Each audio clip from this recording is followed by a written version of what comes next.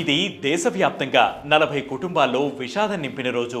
ప్రతి భారతీయుడు ఆగ్రహావేశాలతో విలపించిన రోజు. పుల్వామా దాడి జరిగి 6 ఏళ్లు పూర్తయినా ఇప్పటికీ ప్రజలు ఆ చీకటి రోజును గుర్తు చేసుకుంటూనే ఉన్నారు.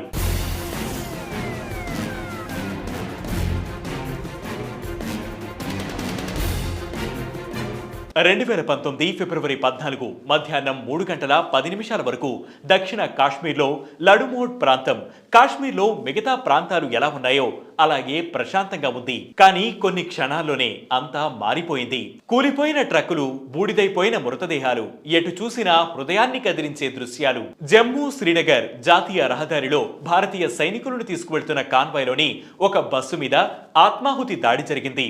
కాశ్మీర్కు చెందిన ఆదిల్ అహ్మదార్ తన మారుతి సుజుకి